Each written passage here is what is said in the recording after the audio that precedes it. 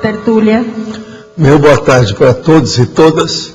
Hoje é dia 14 de agosto de 2010, sábado. O verbete é o 1660, 3 páginas, 36 logias e 7 máximas.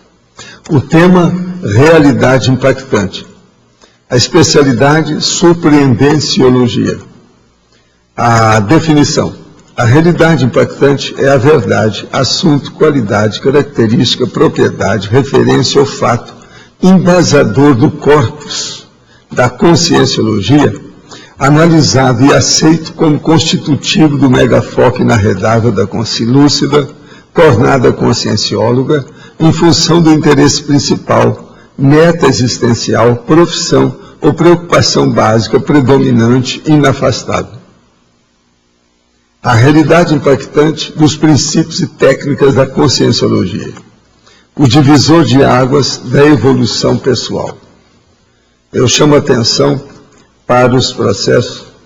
Estão aqui, a listagem que está aqui, de 20 realidades impactantes mais comuns no universo da prática e da vivência dos princípios da conscienciologia. Está na caracterologia, na divisão da argumentologia. Na remissiologia tem 15 itens que nós destacamos. Autorrealidade intraconsciencial, realidade inexcluível, realidade relevante, realidade única e teoria do megafoco profissional. Frase enfática.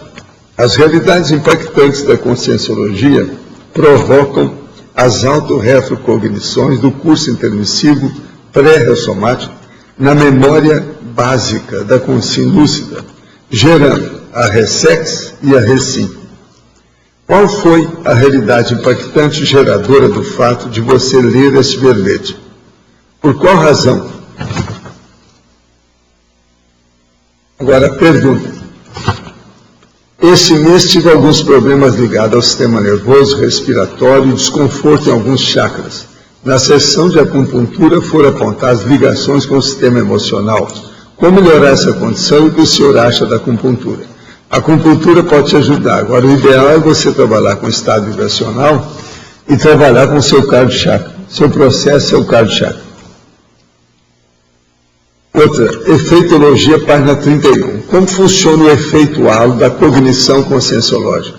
E qual a abrangência desse efeito do grupo karma? O que ele produz de modificações à distância a partir do epicentro? O caso é o seguinte, a pessoa, quando ela tem a cognição conscienciológica, a tendência dela é mudar a vida, fazer uma reciclagem. Essa reciclagem vai fazer um efeito halo, uma repercussão na turma que esteja em torno dela, da sua equipe, da família nuclear e outros mais. Com isso, há uma tendência de definir posições. Uns são a favor, outros são contra, etc. Enfim, a pessoa vai ter que fazer, de fato, uma mudança na sua vida. Raramente uma pessoa chega à conscienciologia sem mudar o seu plano existencial, devido ao que é a PROEX, programação existencial. Então, isso aí é que é importante, é a programação existencial pessoal que pode afetar a programação da equipe. Estou aqui com um e-mail do nosso Dal Bosco, ele está falando sobre os casos lá do Hércules Galô. Então, ele é o seguinte, até agora que ele já teve relação das coisas lá do Rio Grande do Sul com Foz do Iguaçu, na época do Hércules, ele diz o seguinte, primeiro, ele queria estabelecer um núcleo de colonização nas terras adquiridas e construir uma hidroelétrica aqui. Isso é que era o plano. Agora, segundo a fonte dele, através de informação oral, não foram encontrados documentos. E a morte misteriosa de Hércules diz que morreu de apendicite, as terras foram divididas e negociadas. Dizem que os herdeiros, todos italianos, devido não terem nacionalidade brasileira, foram passados para trás pelos procuradores. Também diz que com a sua saída da empresa, o sócio era um meio esperto e pecuarista. Iria construir uma nova fábrica, mas na verdade iria se dedicar aos itens acima. É uma pergunta tola. Será que a área da Cognópolis hoje não seria aquelas adquiridas por ele? Tudo é possível, né? Toda essa área aqui. Era justamente isso que ele queria. E ele ia fazer aí, estava estudando o processo, mais tarde eles fizeram a Itaipu. Esse homem está por trás de tudo isso. Agora aqui, outra coisa da internet. Estados Unidos tem ato neonazi anti-imigração e a favor de uma nação de puro sangue branco. No meio da tarde, centenas de neonazistas e racistas da Ku Klux Klan marcham empunhando suástica no centro de Knoxville, no Tennessee. Não estamos na era da segregação. O evento está marcado para hoje. Sabe que dia que é hoje? Dia 14 de 8 de 2010. Hoje. Tenho orgulho de ser branco, porque isso é errado, diz o americano segregacionista. O Partido Neonazista, Movimento Nacional Socialista, NSM, na sigla em inglês, e os ultra-radicais do KKK, Ku Klux Klan, grupo que cometeu assédio, assassinatos e atrocidades contra negros no século passado, quando lutava contra o fim da segregação e o movimento de direitos civis, embarcaram juntos na onda do movimento anti-imigração que se espalha em solo americano, participando de uma série de atos pelo endurecimento das leis contra-ilegais. O tema da imigração não é novidade para os dois grupos, mas os holofotes crescentes induziram o aumento no número de marchas nos últimos meses. Só nesse ano, o Movimento Nacional Socialista afirma já ter feito cerca de 15 protestos em várias cidades americanas. Para a marcha marcada para 15 horas de hoje em Knoxville, a expectativa é de 350 participantes. Em Brasília, é mais ou menos 4 horas da tarde hoje. Eles vão ter lá essa marcha.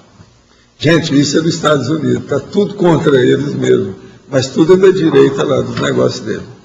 Se a penetração não é significativa em termos populacionais, as ações chocam pela tranquilidade com que se prega o racismo e a segregação à luz do dia em pleno século XXI, e chamam a atenção no momento em que o debate sobre o que é ser americano esquenta. Não toleramos a invasão estrangeira de nosso país. Devolver os criminosos a seus países é a única coisa que aceitaremos, diz o movimento. Puro sangue branco. Imigrantes documentados não são os únicos que o partido quer devolver. Imigrantes indocumentados, quer dizer, sem documento.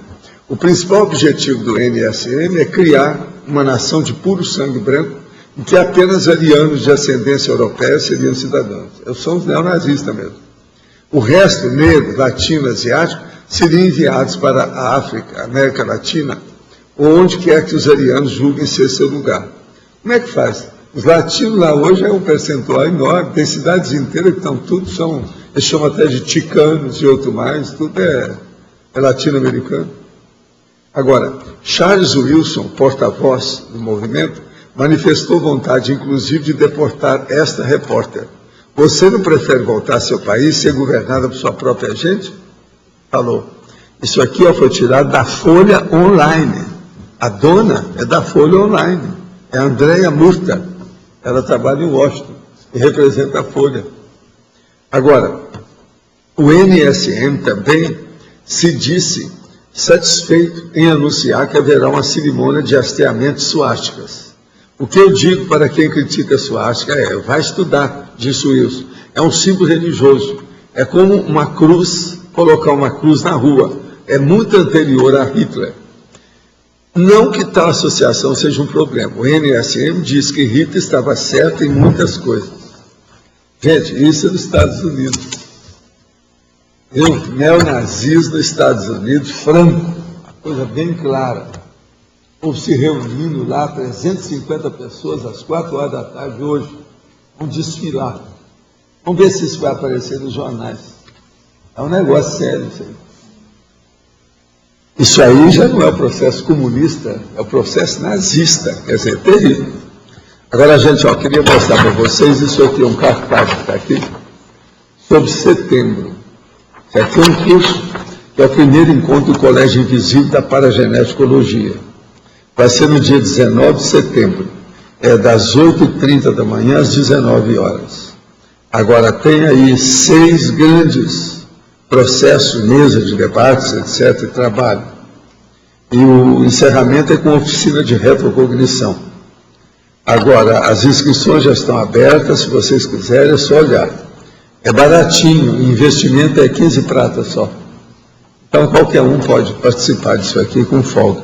Se alguém quiser ver o cartaz, está aqui, vale a pena examinar. Agora, outra coisa que eu queria falar para vocês. Eu já fiz a revisão dos verbetes, possivelmente agora, lá para segunda-feira, já vão começar a imprimir os 20 verbetes de vocês.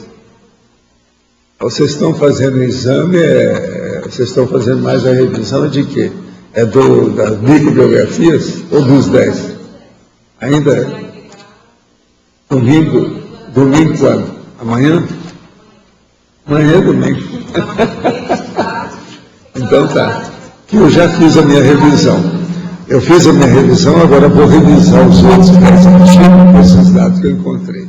Eu encontrei 5 coisas e eu quero dar uma olhadela nos 10 anteriores. Primeiro, há repetições de expressões, principalmente quando está falando lá de especialidade. Então, por exemplo, eles colocam conforme a evoluciologia, depois fala conforme a interassistenciologia. Então, essas repetições eu não permito isso, eu sempre arranjo outra coisa. Eu tenho 40 itens que a pessoa pode substituir. Agora, outra coisa, na etimologia eu encontrei alguns que estavam sem itálico. Eles falam da palavra e não colocam a palavra itálico. Isso aí todo mundo usa isso, não é só o meu estilo. Outra coisa, há letras erradas, ortografia, o M no lugar do M, umas coisas assim, inversão de letras, você viu isso também, né? Outro é o seguinte, há bibliografias que precisam ser arrumadas. Eu já falei com ela, naquela que não tiver correta, o ideal é cortar. Corta que depois, mais tarde, se a pessoa fizer direitinho, ela entrega, a gente põe. Aí, inclusive tem o idem, eles colocam meu nome e depois repete meu nome. Isso é idem, coloca, está errado. Outra coisa que eu queria falar de modo geral, para todo mundo estar escrevendo, isso aqui é um lápis. Lápis quer dizer um lapso. Lápis, sério. É o seguinte, SOCI, vocês sabem que quer dizer Sociedade Intrafísica, é um acrônimo, Sociedade Intrafísica. Sociedade Intrafísica quer dizer Sociedade Humana, tá certo? Agora, teve gente lá que escreveu SOCI Humana. Isso é redundância, não pode. Tá vendo? Esse é um erro crasso. Está na cara, isso aí não dá. É preciso ver. Eu olhei lá para ver se tinha mais coisas, eu só achei um. Mas, de qualquer maneira, é o primeiro tipo desse erro que eu encontro até agora nas coisas todas que o povo já fez. Agora, vamos ver, então, esses novos 17 neo-enciclopedistas e vamos ver o que nós estamos fazendo agora com os próximos verbetes. Eu estive examinando tudo direitinho, do ponto de vista de colocação das palavras, etc., com revisões, de modo que tudo indica que para a semana já vai ser entregue para o nosso amigo, a mim, para ele já imprimir os 20. E acabando esses, que nós temos, quer dizer, daqui a 18 dias, já entra os 20 aqui para o debate, tá certo? A turma que tem aí é bom guardar esses dias para a pessoa aparecer aqui. Uma outra coisa que eu quero já afirmar desde já. O dia que nós tivermos com esses verbetes aqui, nós vamos debater o verbete, se a pessoa não estiver aí, não interessa. Nós vamos descascar o verbete com ela presente ou não, tá certo? Todo mundo já fica sabendo disso. Alô, tertuliano à distância, fica sabendo disso. Se não tiver aqui, o problema é da pessoa. E nós vamos descascar o verbete, tudo que tem. Agora, os verbetes estão bem trabalhados, você já viu, né? Estão bons. Uma outra coisa, eu descobri que tem um deles que tem os 11 lá, do detalhismo. É o do Leandro. Leandro tem. Então já é uma boa coisa, já acrescentou pelo menos um. Os que eu vi, eu não sei dos outros 10, eu tenho que examinar mais. São só esses últimos 10. É só esse que você viu, né? De modo que estamos aí, aguardando para ver o que vocês vão achar dos verbetes da turma. Eles estão me dando um banho de loja. Os verbetes da turma nova são melhores que os meus. Eles partem desse princípio. Tá certo? Aí vocês vão entender. Tem verbete muito bem trabalhado. Porque a A pessoa está trabalhando lá 2 anos em cima do negócio, 4 páginas, não é isso? Tem que ficar muito bom, isso aí não é possível, né? Eu não, eu trabalho, em vez de ser 4 anos, eu trabalho 2 horas em cada verbejo. Mas olha, o que você queria falar? Não, esse artigo que te mandaram, que saiu na Folha Online, quem quiser ver, Pois é. O neonazista contra a imigração, acho que mandaram essa cópia mesmo, né? Foi para você também. Quem quiser ver na Folha Online já está hoje aqui. Hoje às 4 horas, o horário de Brasília, o horário nosso aí do Brasil, é que eles vão fazer esse desfile. Isso é uma coisa terrível, né, a gente pensar nisso. Estados Unidos, século XXI, desse jeito, neonazista. Agora, você sabe que nos Estados Unidos tem comunidade lá que acha que a Terra é chata, né? Esses é que são os chatos, né? E tem achar uma coisa monte de escola ensinando o criacionismo. Um monte de colégios lá que ensinam o criacionismo. Mas no Brasil também tem colégios... Tem. Criacionismo é muito lugar que tem devido ao processo de religião, não é um processo de fanatismo. Isso aí já é. Agora esse outro aqui não é fanatismo juntou político. Esse fanatismo político é o pior que tem. E a Ku Klux Klan, ela existe e parece que tem mais de século aí, né? Essa Ku Klux Klan já é antiga. Por isso e esse MSN, não sei, é novo, não sei se é novo. O negócio deles começaram no século XIX, por exemplo, a KKK estava lá funcionando. E a KKK matou muitos negros aí da história, ele matou. O negócio não é fácil. A KKK é um processo da direita. Agora, por exemplo, isso é um processo da direita dentro da política. O Opus Dei é um processo da direita dentro da religião. E por aí vai. Agora mais ou menos eles se equivalem. E eu vi também que a manifestação é um estado do sul, né? Tennessee aqui. Onde isso aí. A manifestação vai ser lá. Estados Unidos, lá que pega mais a Tennessee. A KKK, ela é mais fixada no sul. E lá é que tem muita gente africana, etc. Agora veja, isso que estão querendo, se fosse fazer, mandar todo mundo embora, os Estados Unidos ia fechar para a balança. E não ia funcionar a opção de coisa. Eles precisam dessa turma para trabalhar. Por exemplo, se eles exportarem o México, todos os mexicanos que tem lá para o México, o que acontece? A lavoura cai. E são os mexicanos que tomam conta de plantação, a safra, milhões de coisas, a colheita, aquele negócio todo. É gozado que esses estados do sul foram todos tomados do México, quase tudo ali. Foi. Tomados do México. E agora os mexicanos... E os mexicanos estão lá. Tudo que toma a terra dá problema. É um problema. Sempre assim. Mas olha, a realidade impactante é isso aí. Essa é a realidade impactante que nós estamos vivendo. Os Estados Unidos, com esse povo nazista lá dentro. E os caras falando abertamente. Quer dizer, essa liberdade tem. Os comunistas não tinham essa liberdade de falar assim. Nazista tem.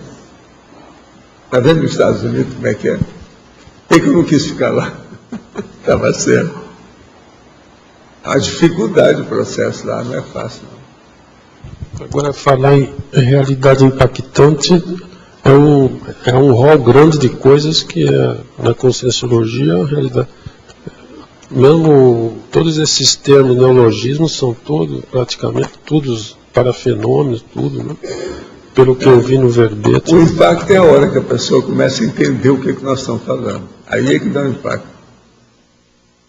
Então, é interessante porque vai com calma, porque dentro desse domínio nosso de ideias mais avançadinhas, principalmente para o psiquismo, a pessoa só entende aquilo depois que ela já aprofundou, ela tem que refletir. Uma pessoa que aparecer aqui e querer entender o negócio em 5 minutos, ela perde tempo.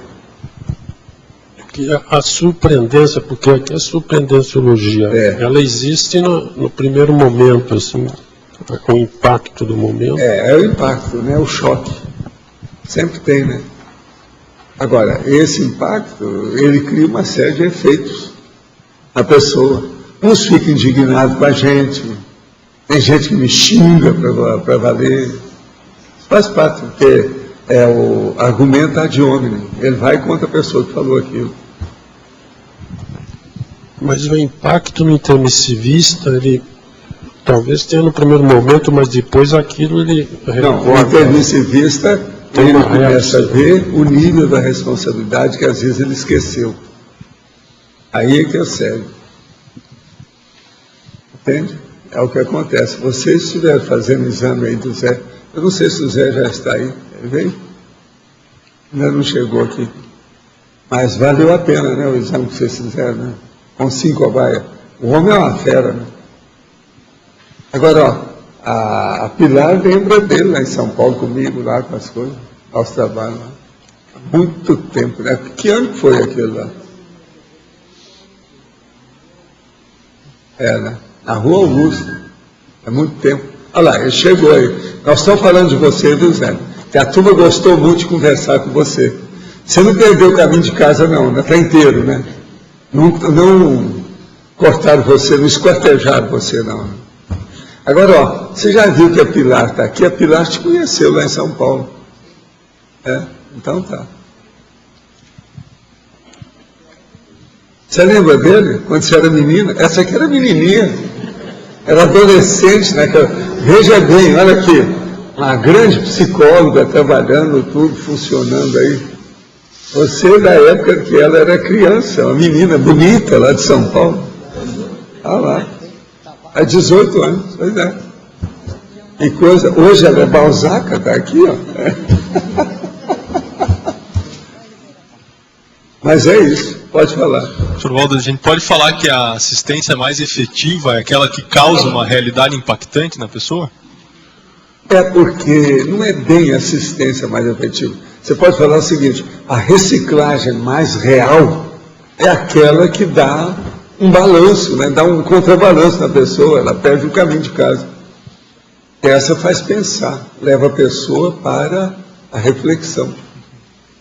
A reflexão, às vezes, é a melhor coisa que pode acontecer no choque de uma pessoa. Ela recebeu um choque. Isso é que eu chamo de impacto-terapia. Então, o caso todo, dentro de uma assistência onde existe o assistente, o assistido, não no processo de reflexão, é o assistente buscar acessar a pessoa dentro do nível de reflexão que ela E consegue. outra coisa, acessar dentro daquilo que ela precisa, pegando o nó gótico. Aquilo que pega nela, faz ela pensar com mais profundidade. Isso é que é o mais importante na história aí. Agora, o processo todo, que eu falo aqui, ó, na interdisciplinologia, eu falo sobre a etologia, que é o processo da ciência do comportamento, o modo da pessoa agir. E uma boa parte existe a impacto-terapia porque o comportamento da pessoa não corresponde ao conhecimento, à cognição, à capacidade dela. Aquilo ficou pequeno. Então, isso dá um impacto na pessoa. A hora que ela descobre o gap e aquele hiato, aquele abismo que se abriu entre a realidade dos potenciais dela e a realidade dos resultados, dos frutos que ela conseguiu até agora. Frutos pequenininhos, xoxos. Está entendendo? Então, o serenão, professor, dentro do nosso nível, ele já não tem mais realidade impactante. Não. Ele vai ter da consciência livre para cima. Ele já começa a coisa muito mais séria. Mas ó, já tem outros. Antes dele, né, o próprio evoluciólogo já tem uma ideia mais abrangente, né? Mais fácil para ver a realidade. O problema todo, o impacto que existe é por causa da coisa nova, a ideia nova, a ideia original. O que é? É isso que eu chamo de ver ponto. A verdade relativa de ponta. Essa ponta é que falta para a pessoa entender. E essa é a realidade nossa da conscienciologia. Vocês viram que eu aqui, ó, só coloquei alguma coisa por cima, passando para a pessoa pensar. Agora veja na caracterologia o que tem aqui. Eu falo aqui da mega euforização, eu falo do estado vibracional. Mas, por exemplo, nem a arco voltaica eu não coloquei aqui, ó, que é decorrência no processo todo aí de estado vibracional. Mas eu falo sobre a Om Super, entende? Agora, tem muita coisa que poderia ser acrescentada aqui. Princípio da descrença, eu estou falando, esse aí é importante. Uma das coisas que mais se chocam dentro do corpus, quer dizer, desse arcabouço de ideias que compõe a Conscienciologia, que eu faço essa proposta essas décadas todas, é o princípio da descrença. O princípio da descrença, praticamente, somos só nós que usamos.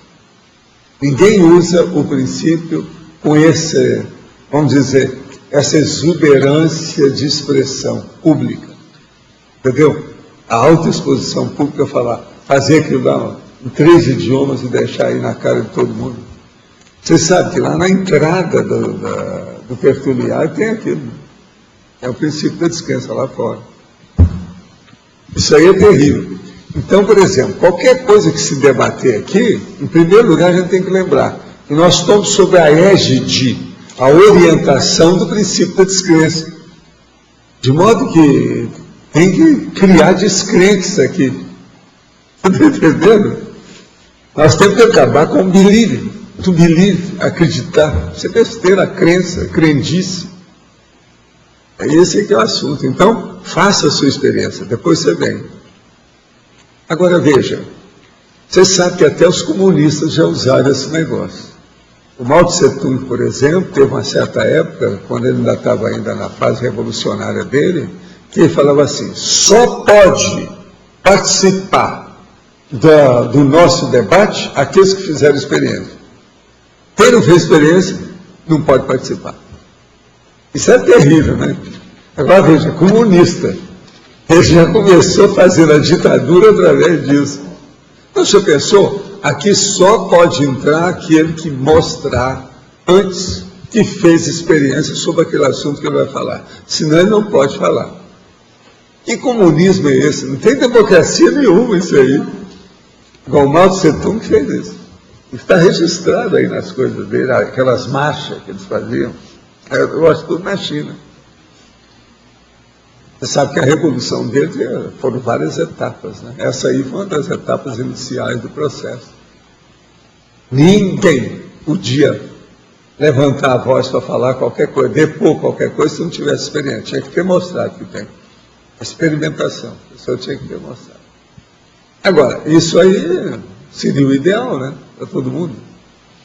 Já pensou? Você vai abrir a boca. Antes de abrir, não, espera. O que é que você fez? Apresenta o documento.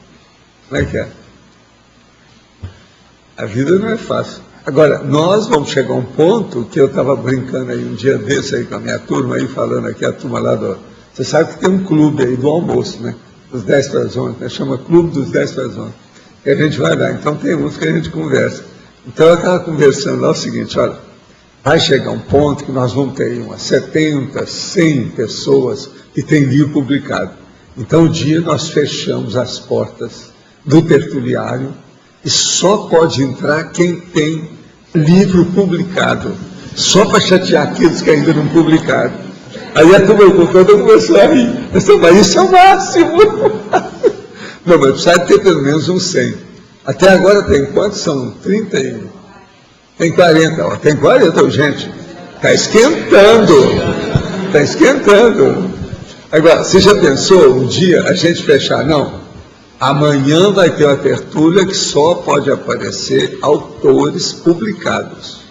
Senão não vai. Agora, depois, quem quiser, pega o dividir. No dia.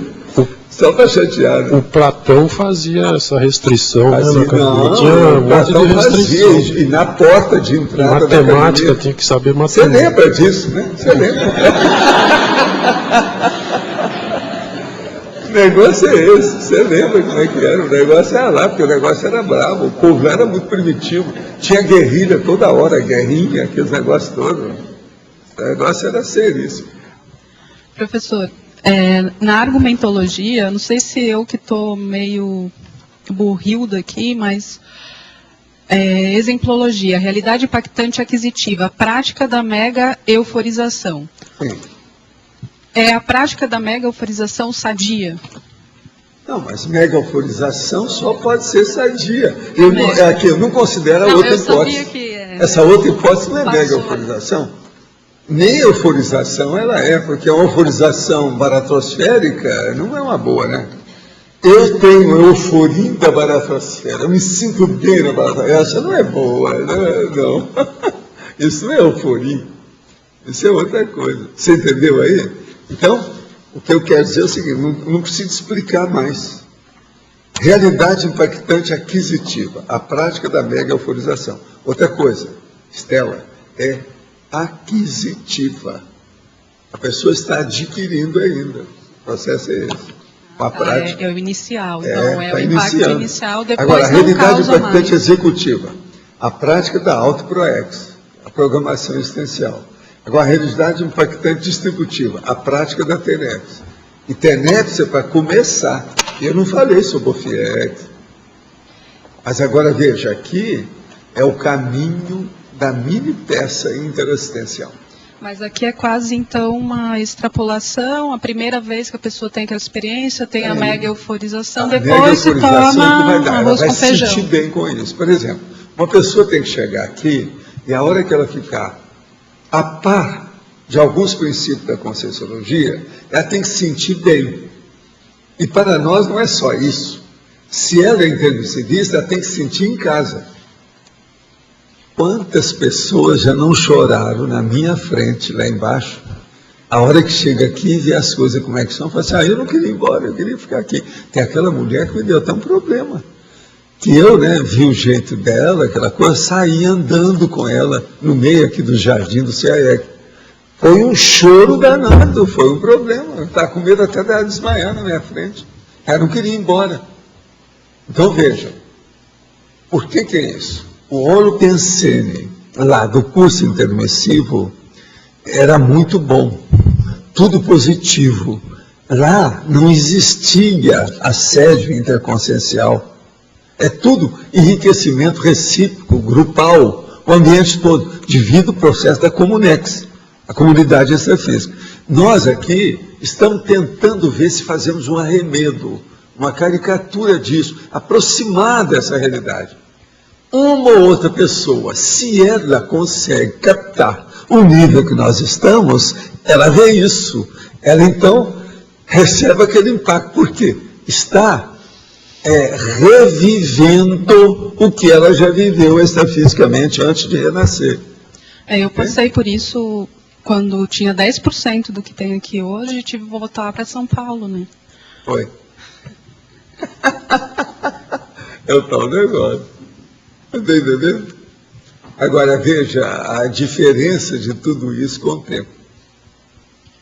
Agora, tem gente que chega e fala, não, o meu lugar é aqui. A minha família é essa. É a chamada família consciencial. Por isso que eu comecei a falar em CCCI, o processo da Cognópolis, o problema da erradicação aqui, entende, vivencial, o processo de fazer, por exemplo, a residência progestogênica, o Conselho dos 500, tudo tem sua razão.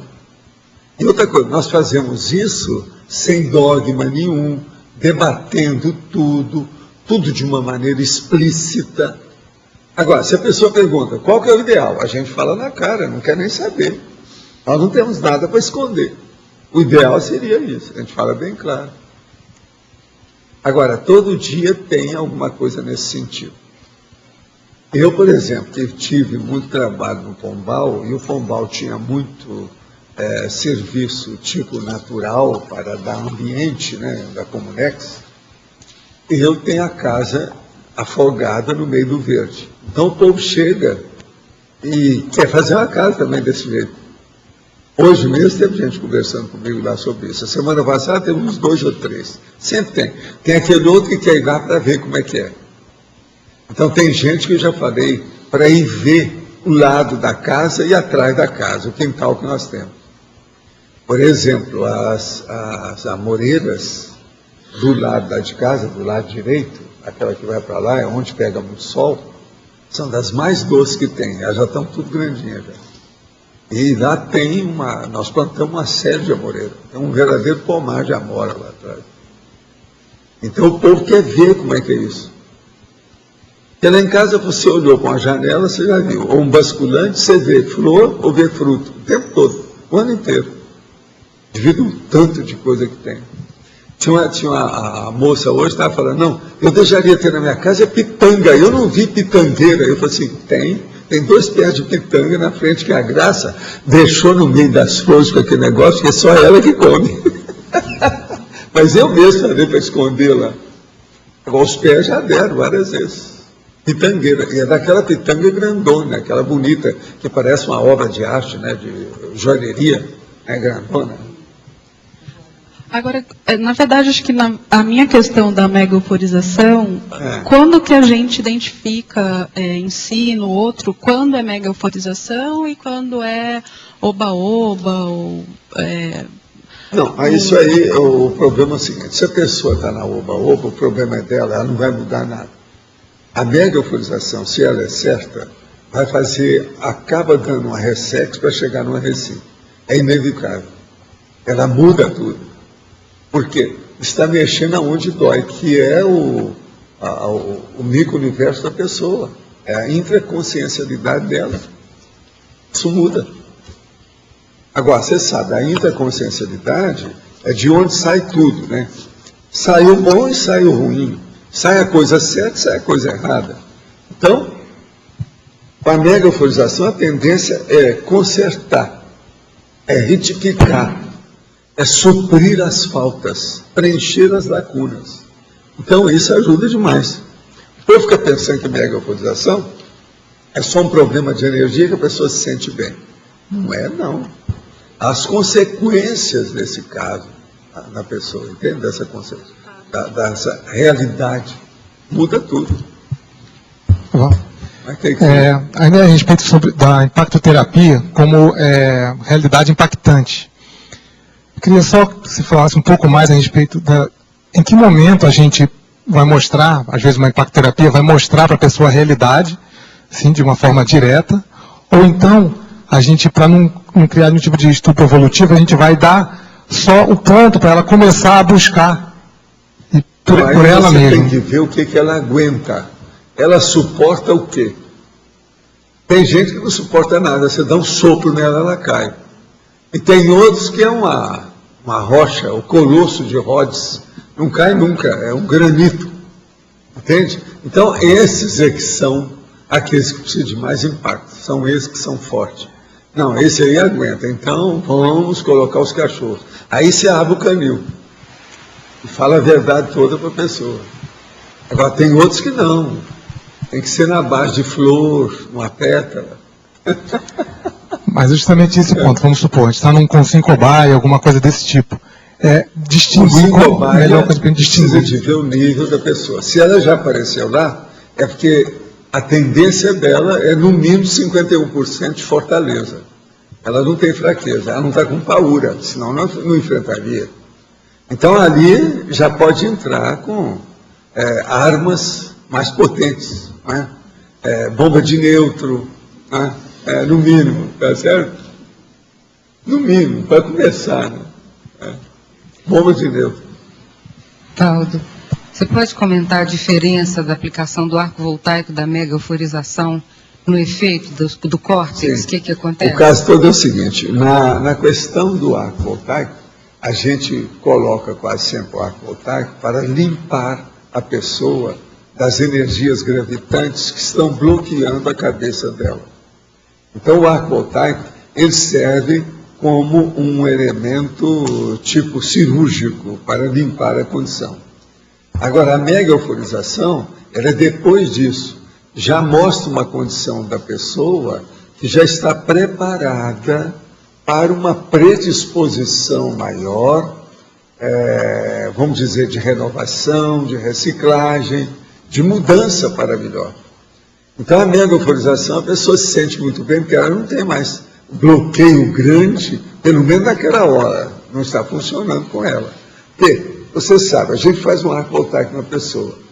Não quer dizer que aquilo vai permanecer muito tempo, porque se a pessoa voltar aos mesmos vícios mentais que ela tem, às mesmas, vamos dizer, patopenselidade dela, quer dizer, os pensênios patológicos, ela às vezes em horas ou dias, ela vai recuperar todo o processo do bloqueio que a gente tirou. Ou às vezes o efeito da megaforização é muito, vamos dizer, ele é bloqueado pelas próprias dificuldades que a pessoa que veio trouxe também, porque nem todas estão na mesma Agora, nível por de exemplo, predisposição. se uma pessoa chegar aqui, mesmo se ela chegar perto do campo da megaforização, se ela for boa na assimilação, e se ela estiver limpa de bloqueios, ela vai sentir, às vezes, até mais do que aquilo que é o principal que está lá no campo.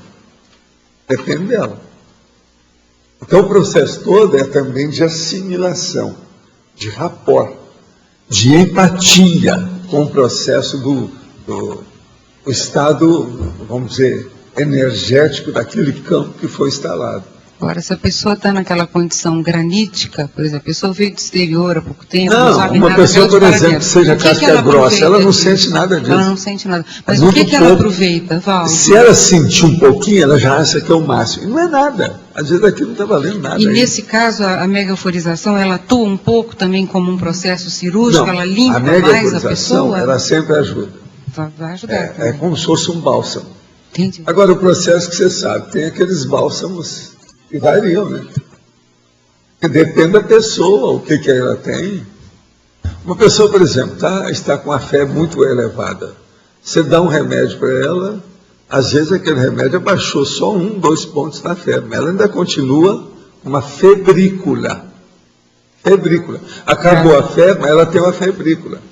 Então, vamos dizer, aquela condição dela ainda está quente, continua. Então, isso é muita gente assim. Então, todos esses processos de melhoria, eles variam muito de pessoa para pessoa. O nível de aproveitamento é muito diferente. É muito variável. diferente de cada pessoa. Depende muito das pessoas. Agora, o que eu vejo é o seguinte, a TENEPS é a mesma coisa. Tem gente que não sabe ainda utilizar a TENEPS. É muita gente assim. Tem problema, acha que não está adiantando muito, que não está fazendo aquilo que devia e tal. E a pessoa não se prepara, ela não dá valor para aquilo.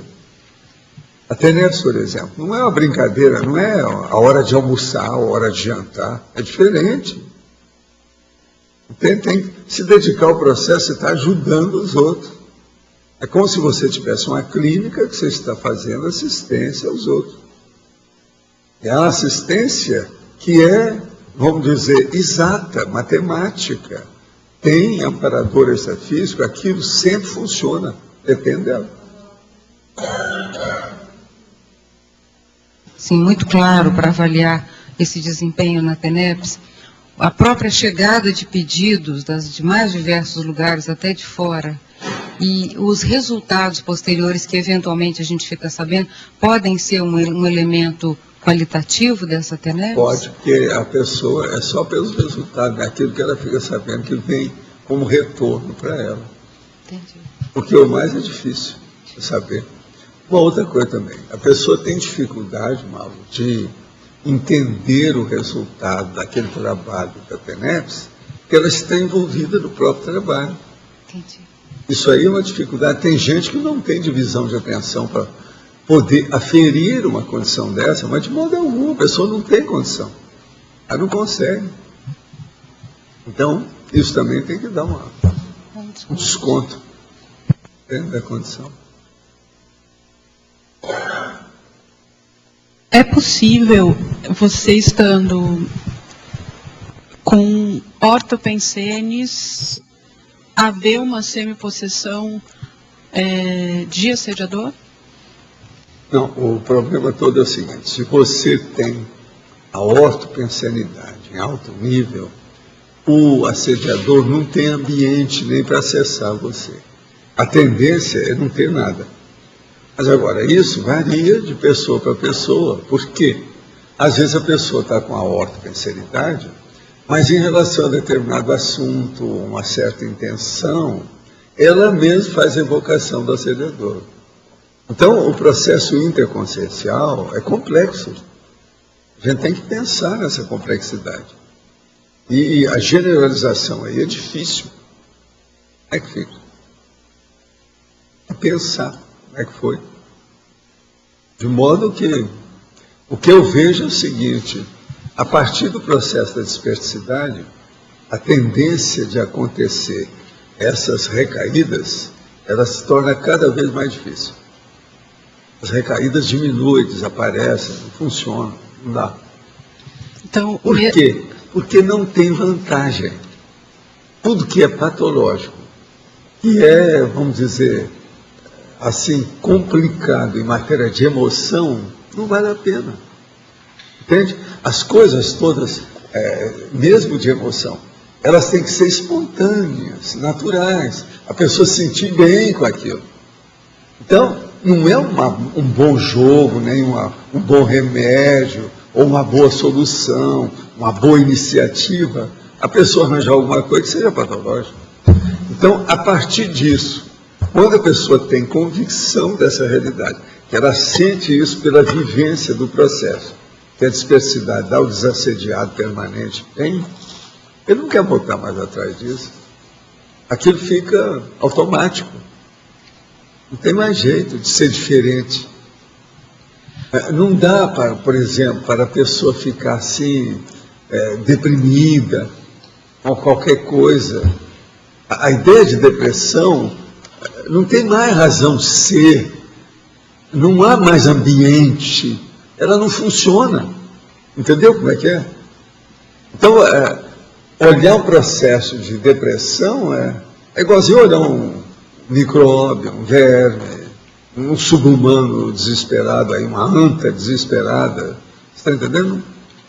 Não é isso. Então, é uma lástima que a pessoa sente dentro dela. Ela não entra naquilo. Então, o processo nosso, dentro da conscienciologia, é a gente insistir até a pessoa chegar num ponto, pelo menos, para ela ter o 1% de entendimento do que é o desassediado permanente total. Ela entender isso teoricamente. Quando começa a entender teoricamente, a pessoa vai dar mais valor para isso. Já não interessa mais ir à Itália. Não interessa mais arranjar aquele carro novo. Entende? Não interessa mais fazer aquilo que era o sonho dourado de consumo da pessoa. Não, aquilo ali eu acho que é mais importante. Isso aí é que é o caminho que a gente tenta vender aqui, esse peixe. Mas é difícil. Tem que ir com calma. E as pessoas trazem muito apriorismo. Muita ideia já de preconceito consolidado. E outra coisa, a maioria desses preconceitos são mitos. O que tem de mito na vida humana não está no gibi, né? É o que tem mais. Então, mesmo que na pessoa predomine a autopensionidade, se há dispersão, imaginação, ainda há a possibilidade de um vínculo. Mas agora, se ela já alcançou aquilo ali, a tendência dela é esgotar todo esse repertório de patologia. Diminui tudo. Eu acho muito difícil qualquer coisa nesse sentido. Agora veja, quando eu falo desassediado permanente total, isso aí implica num processo de parapsiquismo violento. Você sabe, com parapsiquismo as coisas todo mundo tem medo, não tem jeito. Agora, o parapsiquismo aplicado na interassistencialidade, a partir do processo da pessoa acabar com o assédio dela, o autoassédio, tudo muda. Então o processo é acabar com o autoassédio, através de quê? Da autocrítica bem forte. E essa autocrítica tem que pegar a autocosmoética da pessoa, que elimina a autocorrupção. Só aí já tem 4 autos que a pessoa tem que acabar com ela, ali, dominar. Na hora que chega nesse nível, ela vai ver como é o processo da energossomática que ela tem, a energia que ela tem, o campo que ela instala, a psicosfera em que ela vive, que ela mantém em si. Muda tudo. Agora, pensa bem, a tendência agora da Terra vai ser isso melhorar cada vez mais. Esse processo, por exemplo, mesmo com os réus que estão chegando aí, mas as outras que estão indo embora, a tendência da Terra vai melhorar o holopensene. Isso vai demorar um pouco, mas nós estamos na fase já para fazer essa melhora.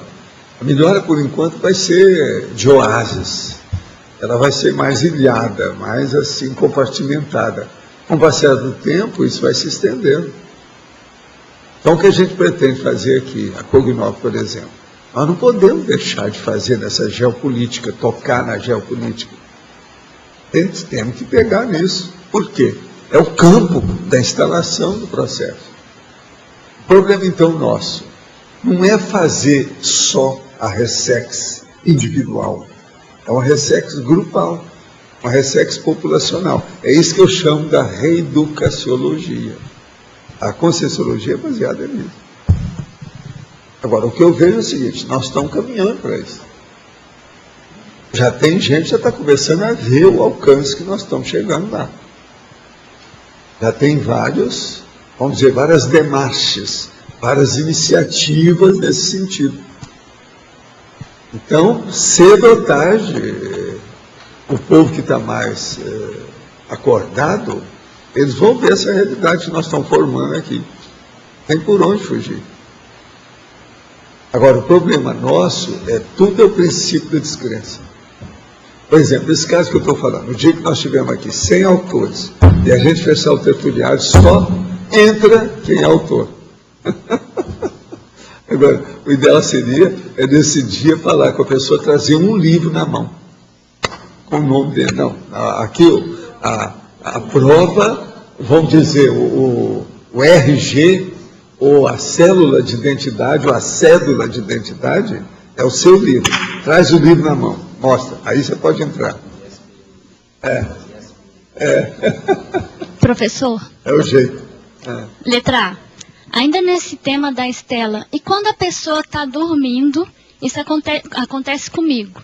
A pessoa está dormindo e ela se vê semilúcida e sofre assédio moral, mas o assédio moral é dentro da cabeça dela. Ela não vê, eu não vejo o assediador, eu nunca vejo, sempre acho que estou sozinha.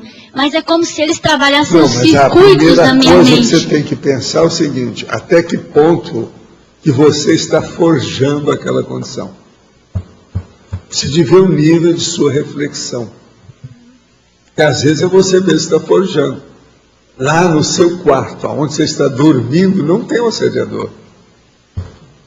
Então o problema é o cenário que você está criando, entronizando você lá dentro. É uma coisa assim muito estranha, porque acontece o assédio moral e assim ameaça, sabe? Você vai dessomar e começa. Mas isso tudo é bobagem, isso não, aí isso sai é bobagem. de letra na hora. Mas isso aconteceu comigo durante uma década e agora recentemente. Isso aí é assédio, isso aí já é assédio, isso aí é sem possessão. Agora isso já acabou. Já acabou recentemente, depois que eu li o livro Contrapontos do Parapsiquismo. Foi. E junto com a dinâmica do professor Hernandes, o EV e o ECP2. São 4 ferramentas que me ajudaram. Também com essa estafa toda, não é possível. Aí até eu. Aí desse Mas jeito, então a questão de reeducação, professor? O assediador saiu cambaleando e perdeu o caminho de casa. Saiu cambaleando e perdeu o caminho de casa. Entende? Assim, desse jeito até eu. Mas então a questão de reeducação. A questão de reeducação. Agora veja, você alimentava o processo.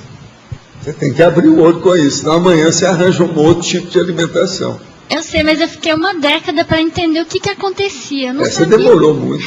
Demorei. Você merecia saber disso mais cedo. Agora, tudo tem sua razão. Quando é assim, geralmente, esse assediador devia ter mais gente com ele. A hora também que você limpou uma quadrilha inteira. Quase sempre um assediador desse é um formador de quadrilha. Então isso aí é outra condição, melhora muito. O que você queria lá? Não, vou dar a vez para ele.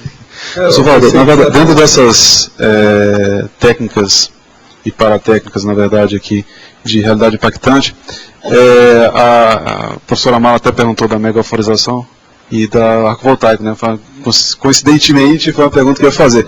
Mas, assim, qual que é a mais incisiva para a consciência? O arco voltaico, a TENEPS? Porque isso, de certa maneira, mexe muito com a pessoa, porque ela se põe... Não é bem incisivo. O que é mais pragmático, prático, que muda mais a pessoa é a TENEPS. A TENEPS é a base. Agora, para chegar na TENEPS, o ideal é a pessoa se conscientizar do estado vibracional. No estado vibracional tem o resto, né? É no estado vibracional que vem o arco voltaico, que vem mega euforização, instalação de campo, o processo do acoplamento, entende? Energético. Tudo depende do... Agora, veja, estado vibracional está implantado sempre em cima da assimilação e desassimilação. Isso aí precisa ver, esse jogo. Agora, a TENEPS, ela é importante porque ela é diária. E a pessoa se liga com a paraprocedência pessoal dela. Então, muda tudo. É o caminho. Por isso que eu falo, a TENEPS substitui tudo quanto é tipo de religião. Mesmo as religiões mais parapsíquicas que tem por aí afora. Substitui tudo. Porque, de certa maneira, a TENEPS, né, porque eu estava fazendo uma associação com o arco voltaico, porque você dá, de certa maneira, uma descarga de energia ali na consciência que põe ela em sintonia com ela própria, com a realidade dela. Né? Vai lá nas nuances. Tudo. Tira as excrescências. Agora, por outro lado, a TENEPS, como existe aquele contato paracérebro a paracérebro, e você se põe mais próximo dessa sua realidade multidimensional, eu estava avaliando assim como, de fato, algo mais prático, mais incisivo, para aproximar ela dessa realidade dela mesmo, dessa realidade multidimensional. Mas o problema é que a própria TENEPS, com as práticas diárias, ela desenvolve tudo isso e mais alguma coisa. A TENEPS descerra o processo de desenvolvimento parapsíquico da pessoa. Agora, a pessoa tem que se dedicar àquilo, ela não pode brincar, não pode ser leviana, entende? Ela tem que levar a sério a TENEPS. Se ela leva a sério, o amparador vai investir mais para ajudá-la. Isso aí potencializa todo o desenvolvimento, o trabalho dela.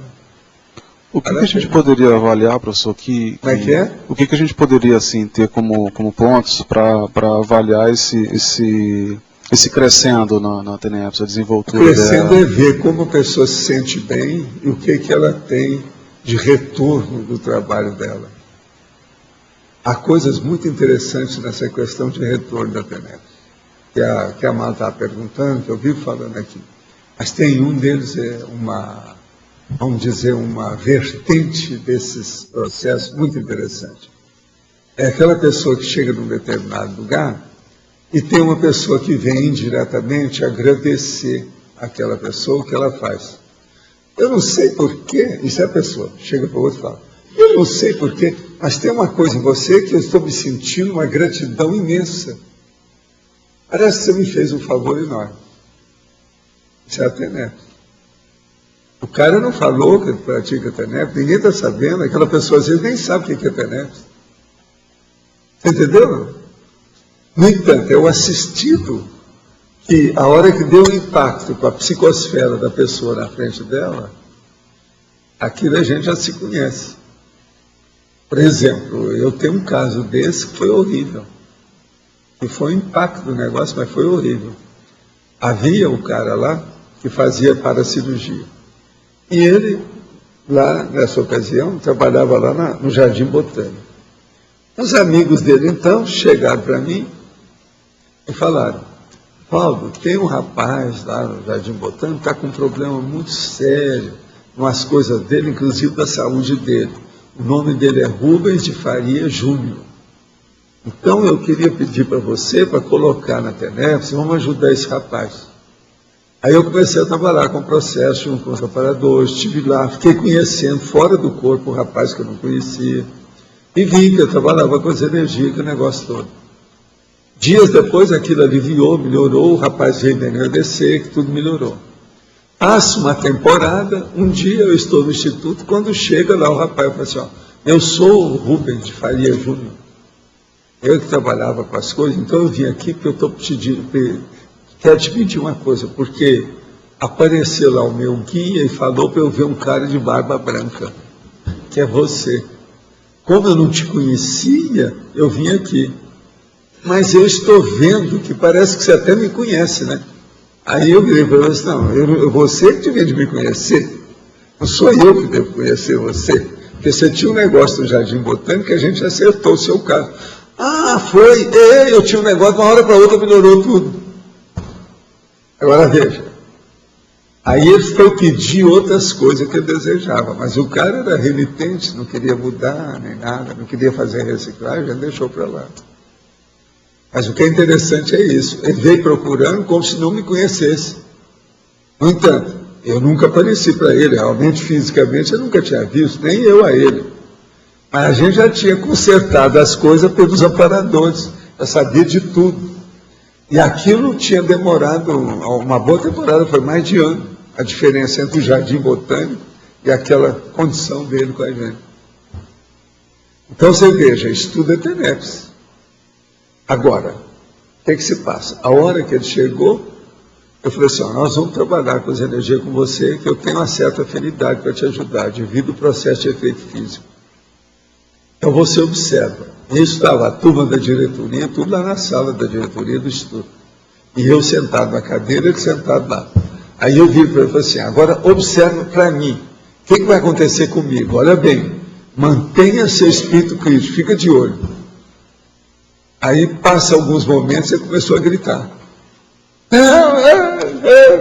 Porque ele viu que eu saí do corpo e me dirigi para ele assim, ó.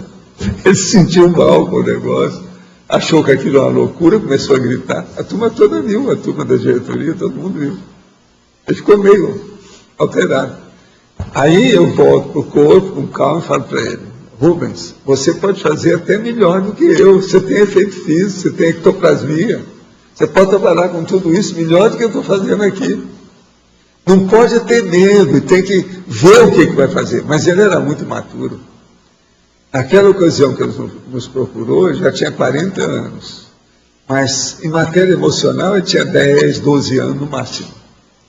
Sabe, a parte emocional dele, o nível, o quociente emocional era muito baixo. E o negócio dele é que nunca deu certo. Tem praticando uma série de processos, mas nunca deu certo. Então você veja bem como é que são as coisas. A distância e próximo. A gente faz força, mas se a pessoa ela não quer fazer uma reciclagem, uma mudança, não adianta muito esforço da gente. Resolveu nada. Então ela funciona também como aquele elemento atrator, que quando a gente tem a evocação da pessoa, começa a pensar nela benignamente, desejando o melhor, e ela surge aqui em Foz, né? Do nada, assim, ela é trazida depois de décadas. O processo da evocação é muito forte, né? Isso funciona. E outra coisa muito séria, o povo esquece às vezes disso, Mauro. É o problema da acumulação das vivências. Então, por exemplo, dentro da TENEPS, se uma pessoa começa a trabalhar, depois de alguns anos, aquela evocação que ela faz, depois de 10 anos de TENEPS, não é a mesma que ela fazia na primeira semana que ela começou a fazer a TENEPS. A força que ela tem, devido ao campo instalado de energia, depois de uma década, é enorme para atingir as outras consciências. E o nível também de autodefesa dela cresce de uma maneira geométrica. O povo não entende ainda bem isso. Eles não dão um valor devido com a condição dessa. Que é a acumulação das camadas de autodefesa da energia instalada pelo campo daquele trabalho de TENEPS que a pessoa desenvolve. Uma década, todo dia, presta atenção. São mais de 3.000 experiências que a pessoa fez. O negócio não é fácil. Quanta energia gasta, quanta participação, quantos minutos dedicados àquele trabalho. Olha só como é que fica. Então, a evocação que essa pessoa pensa não é mais a mesma coisa. Ela está hoje blindada por uma condição muitas vezes superior àquela quando ela começou. Então pensem nessa potencialização da sua psicosfera. Isso aí é muito sério. Ao meu caso, por que é que eu tenho essa confiança toda, falo a coisa toda abertamente, não perco a tramontana, nem subo pelas paredes? Você está entendendo? Há uma série de condições nesse mecanismo, o arcabouço que me segura com esse negócio todo. Não é só porque eu não tremo, não. Foi muito mais sério. E isso, de alguma forma, Valdo, vai diminuindo a necessidade do autoencapsulamento em certos contextos? Parece que tem uma defesa natural. Vai facilitando o seu contato com as centrais dessa física. Eu não sei, sabe, Malo, mas uma vez eu tive até perguntando isso para o enumerador, mas ele também não quis esclarecer muito e falou que preferiu deixar para a gente ver. Mas eu queria saber mesmo o seguinte: por exemplo, vamos supor, vamos julgar com a TENEPS. Quantas práticas da TENEPS, quantos dias de TENEPS eu preciso para começar a facilitar o meu acesso à central da física de energia? Eu não sei. Agora, eu sei que isso varia de pessoa para pessoa, ok, mas deve ter um determinado parâmetro. Uma média que a gente pode estabelecer. Tem uma média que dá para, quantitativa mesmo, que dá para estabelecer a partir disso. Agora, como a gente não sabe a freguesia que a gente tem, a clientela, os assistidos que a gente dedica, você não sabe o alcance. Você podia falar, não, a hora que você atingir 5.000 consciências, já está na ponta. Horas de voo. Aí aquilo vem, mesmo você não querendo, eles vão te assistir. Mesmo você não tendo ideia, eles vão te assistir. Mas, Valdo, Então, o que eu quero dizer é isso. Quando é que a central extrafísica de energia, ela faz o acesso a partir dela, e não de você? Ou seja, tem uma magnitude de tarefas e atividades. Porque o problema é o seguinte: chega num certo ponto e isso naturalmente. fica automático. É como se o telefone vermelho tivesse o tempo todo on. Ele está ligado o tempo todo. Ele nunca sai do ar. E tem uma relação com as megatarefas, né, Valdo? Relação direta, quer dizer, se a Agora, o que eu amplitude vejo é é o maior... seguinte: nesse ponto, nós precisamos de ter a TENEPS primeiro, para depois vir o FIEX, para depois vir a SEMCONSEX, para depois vir o teleguiado. Essas 4 coisas dependem uma da outra. E a gente pode dizer que a docência itinerante, ela conta milhas mais rápido? Não, ela potencializa Vale o contato pontos, com o vai. amparador. Esse contato com o amparador Entendi. aumenta tudo.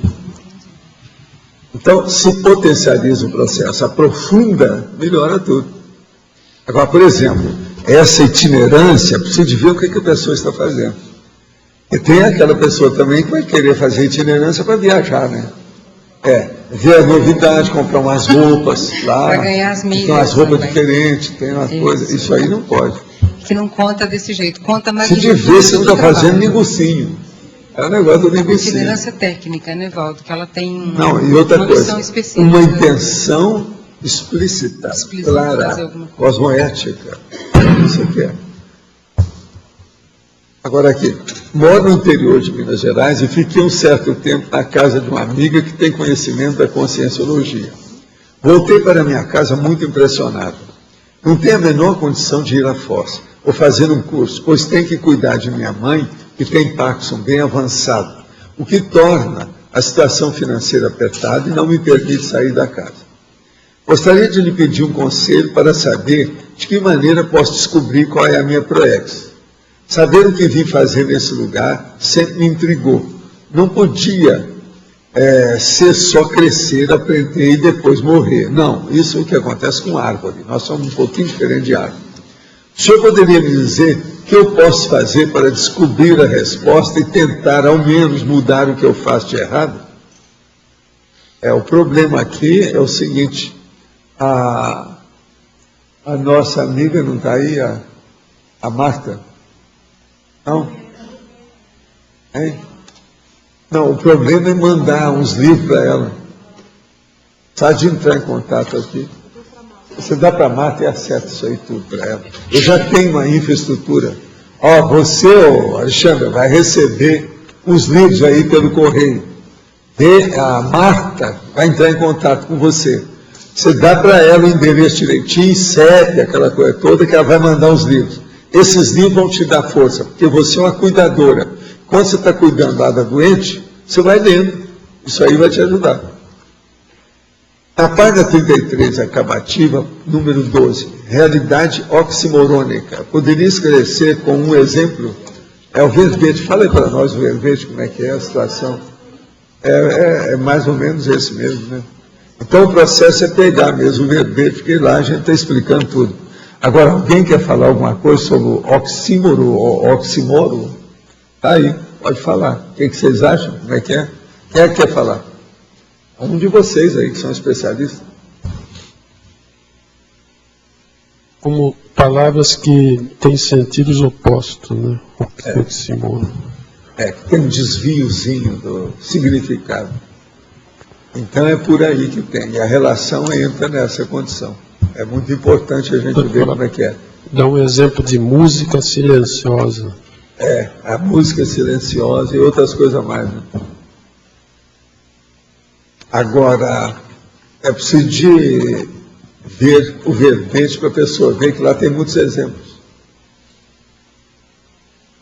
É só pegar aqui, ó, que ele está ali, né? Está ali naquele 7 volume. Número. 300 exemplos. Isso. São 300. Só isso? Só? Isso. Só 300. Já dá para ter uma boa ideia. Seria bom pegar. Fala para ela onde é que pega. Isso, aí, tem na que enciclopédia da para Consciência. Para ele, ele, né? Tem na enciclopédia, né? Tem os DVD. Eu não sei se esse verbete tem para baixar. Tem que ter que dar uma conferida. Mas dá uma olhada no site com esse nome, na letra R, realidade oximorônica. Se contarmos o número de estrelas similares ao Sol na Via Láctea, e se considerarmos a probabilidade que tenham planetas como a Terra em sua órbita, teríamos então 10 milhões de possíveis mundos, sendo 4 milhões suficientemente maduros para desenvolver a vida.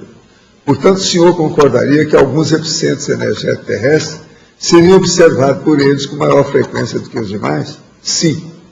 Agora, o problema todo é o seguinte: existe muito mais que isso que você está falando, a meu ver, isso é a minha opinião pessoal. E existe uma outra coisa muito mais séria nisso. Por exemplo, eu explico aquele caso da experiência do serenão. Você sabe, São Paulo é uma cidade que hoje tem milhões de habitantes, não é isso? Grande São Paulo. Então, por exemplo, chega um serenão lá e você pergunta para ele assim: tem jeito de você localizar para mim quais são os 10 paulistanos que tem aqui no meio desses milhões que tenham mais lucidez sobre energia, por exemplo, vamos supor. Aí ele não precisa de ver o catálogo de telefone, ele não precisa de ver nenhuma geografia, nada disso. Ele só sintoniza o negócio e vê o processo de energia pelo nível. Ele é capaz de localizar os 10 instantaneamente. O serenão faz isso. Então, por aí, eu acho que esse negócio de epicentro energético, o negócio é mais embaixo, mais sério do que a gente pensa. Tudo isso é devido à egrégora, é o holopensine, a atmosfera de vida. Isso tudo começa pela energosfera da pessoa. Aquilo cria um campo. Esse campo fica óbvio, extrafisicamente. Então, você começou a mexer com energia. O ideal é você ter contato cada vez mais com consciências mais evoluídas. Porque tudo vai te ajudar. Com mais energia, consciências mais avançadas, tudo vai te ajudar. Tudo vai ser a mais, para melhor. Tudo melhor. Acho essa ideia de tertúlia só para escritor uma atitude segregacionista, tal qual os americanos fazem. Já começou a se defender.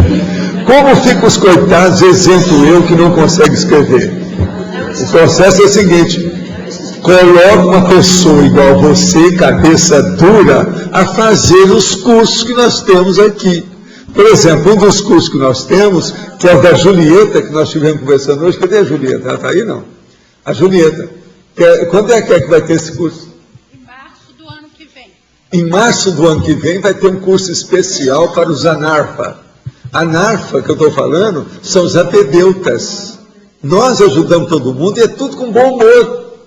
Se é analfabeto, gente, a gente tem que ter bom humor. Quem é que não é analfabeto? Eu, por exemplo, sou totalmente analfabeto quanto à serenologia. Já procurei estudar muita coisa, mas sou analfa. Não dá para entender. E outra coisa, a própria evoluciologia, para mim, eu sou muito analfabeto demais. Então, quem é que não é analfabeto? É só mesmo serenão já deve começar a entender alguma coisa melhor, porque o resto, tudo é analfa. Então, pensa bem, esse curso, como é que vai chamar o curso? Fala aí para nós. Curso de pesquisa da gramática. Pois é, começa por aí. Então não é só aprender a ler e escrever, vai estudar todos os níveis da gramática, vai melhorar a pessoa sobre o assunto, ela vai acabar escrevendo. Agora veja, você está aqui com uma dor de cotovelo antecipada. Eu só falei no assunto para mexer com a turma, já começou. O negocinho já apareceu. Então veja só, a pessoa, ela não vê que o outro está na frente dela. Essas pessoas, se nós aparecemos com 100 pessoas que já publicaram o livro, elas estão na sua frente se você nem começou o livro. Presta atenção como é que é. O processo é esse. Outra coisa, sei lá se você às vezes não se interessa por isso. Será que você se interessa ainda por futebol? É o futebol? Ou o samba? Sei lá, né? Fica só por conta disso, pensa bem. Agora, o problema nosso é que nós queremos ver quem é que se interessa em ler livros, escrever livros, publicar livros, discutir sobre livros. É o processo da feira do livro e outras coisas mais que tem por aí. Isso é o mundo inteiro trabalha com isso. Agora, ó, pode ser também um livro digital. O que você acha? Do e-book, de algum modo, ou aquele o fone, iPhone 4 e outras coisas mais. Vamos entender isso aí, como é que fica. O processo todo é esse. Agora veja, essa é boa. Eu não esperava uma reação tão rápida. O negócio meio depressa. Segregacionista. Sim, mas nós não podemos fazer sem só os... Agora, a gente pode fazer o seguinte, já que ele está pedindo, por exemplo, a gente podia fazer para ele, só para chatear. 100 ficam desse lado. E a gente permite mais 100, ou 200, ou 300 dali. Separados, vamos segregar aqui dentro. Para a gente poder meter o pau nos escritores de cara. E aí não precisa deixá-los lá. Vamos fazer o negócio. Valdo, a escola aqui, a escola de superdotados, aqui, funciona, né? Então Funciona. Tem escola para tudo, né? Tem escola para tudo. Agora eu quero a escola de escritor. Nós já temos aqui, já tem a Uniesco. Como é que fica? De modo que vamos aguardar, porque os negocinhos ainda vão aparecer. A gente vai aprender muito com isso. Na página 32, exemplologia. Realidade impactante aquisitiva. É prática já possível dos ofiexistas fazerem? Sim, por que não? Aí depende da pessoa, o que ela está fazendo, ela acaba chegando lá. A exemplologia que ela está falando aqui é aquisitiva, é aquela que começa. A prática da mega euforização começa por aí. Se ela começa com isso, ela acaba chegando lá. Se ela pratica TENEPS, tudo isso. Quem fez a mega euforização fica mais perto da condição fenomenológica da para-encriptação? Não, aí depende do que a pessoa está fazendo, o que ela é, o trabalho que ela faz.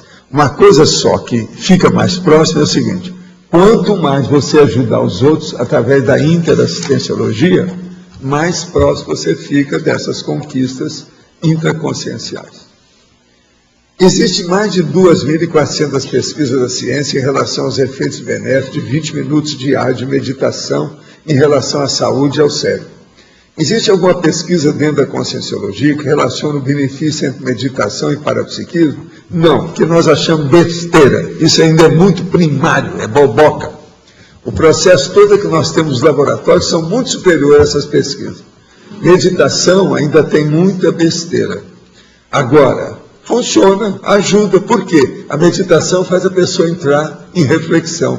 Nós temos até uma que é pior, que é 5 horas de reflexão sobre um assunto específico. Isso é muito superior ao processo de meditar. Meditar por meditar não é lá essas coisas, isso aí é coisa desde a antiguidade. Agora, por exemplo, como é que fica o estado vibracional da pessoa? trabalhar com o estado vibracional, era entrar em reflexão mais profunda, fazer aquilo que nós chamamos o laboratório da vigília física, né? A vigília, a imobilidade física vígil, que é a imobilidade IFV, que eu tenho na enciclopédia, IFV, imobilidade física vígil, que a pessoa ficar 3 horas ali não pode fazer isso, é muito pior, exige muito mais da pessoa, por causa do sistema neurovegetativo. Então não é só o sistema nervoso central, entra também o sistema nervoso secundário da pessoa, o cerebelo e outras coisas mais. Agora, nós somos favoráveis que as pessoas façam bastante meditação, mas que isso, para nós, é curso primário, é curso pré-maternal, está começando só, é preciso superar esse processo. Eu queria fazer uma pergunta sobre a realidade impactante a mais e a menos. Por exemplo, o extrapolacionismo seria uma realidade impactante, porque é uma condição que a pessoa não alcançou ainda. Depende nível, né? Que extrapolacionismo você fala? Se dizer qual fenômeno, o quê, por quê? E outra coisa, aquela pessoa. Por exemplo, se fazer um extrapolacionismo para mim de mega euforização, não é. Fazer um de EV comigo, não dá. Fazer de arco voltaico, não pega. Você está entendendo? E arranja um negócio maior. Você está entendendo? Aí, sim. Mas, por exemplo, e para menos, vamos supor, a pessoa cometeu um erro que ela já não cometia há muito tempo, fazia parte de uma realidade antiga dela, já reciclou, mas cometeu um erro. Isso é realidade impactante, ou seja, saber que ela ainda pode deixar a peteca cair em algum sentido? Mostrar uma realidade dessa para ela, chamar atenção, alertar a pessoa, pode ser uma realidade impactante, sim. Entende? Realidade impactante é do Zé, que chegou aqui depois de 18 anos, e a turma deu um banho de loja nele, e ele deu um banho de loja na turma. Isso é realidade impactante para ambos os lados. É assim? Então você ajudou a eles ajudaram a você. Agora, vamos ver se o José conserta. De outra vez que ele chegar aqui, você sabe que aqui não tem cinzeiro, né? A pessoa aqui para fumar é uma dificuldade, não dá. Então, da próxima vez que aparecer, não pode trazer cigarro, não dá. Não vai ter ambiente. Aí vai mostrar que houve um impacto em cima dele. E ele vai voltar como retomador de tarefa, que é uma coisa séria.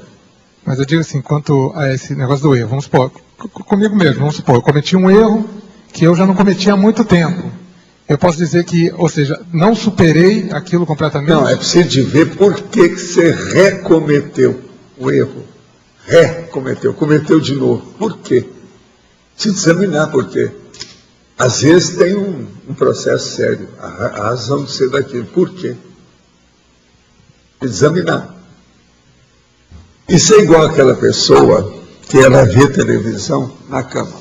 Então, ela tem na cabeceira, no criado mudo, o controle remoto. Agora, o controle remoto dela só desliga a televisão, mas não desliga os aparelhos todos da própria televisão em si. Desliga o canal, mas não a televisão. Para desligar a televisão, a pessoa tem que levantar, ir lá e desligar. No botão, onde tem. Você está entendendo? E aquilo está ali 2, 3 metros de distância da cama dela. Agora vamos supor, ela tem isso o ano inteiro. Se ela, na hora que desligar o controle, se ela não for lá e desligar, quando ela for dormir, as luzes dos aparelhos vão ficar tudo acesas em cima dela. O relógio, às vezes, tem um aparelho, está lá ligado. Então, a primeira coisa, aquilo sai da rotina dela. Então, na hora que ela desligar aqui, é bom ela levantar e ir lá e desligar o aparelho. Porque senão, na hora que ela apagar a luz para dormir e puxar a coberta, quando ela vê, está tudo iluminado lá dentro, porque ela esqueceu de desligar. Então, veja, esse esquecimento é um processo da rotina da pessoa. Ela tem que mudar essa rotina. Alguma mudança, quando ocorre um negócio desse, que chama atenção muito grande, pode ser uma realidade impactante para a pessoa. Então, por exemplo, durante um mês, ela levantou 5 vezes depois que já tinha apagado a luz, teve que reacender a luz para ir lá e desligar o aparelho. Entendeu? Então, o que falta? Às vezes a pessoa está muito coordenando as coisas, o que ela andou vendo na televisão, o que chamou atenção na história. Ela está noutra. O controle remoto é fácil de mexer, que está na mão dela. Mas e o resto?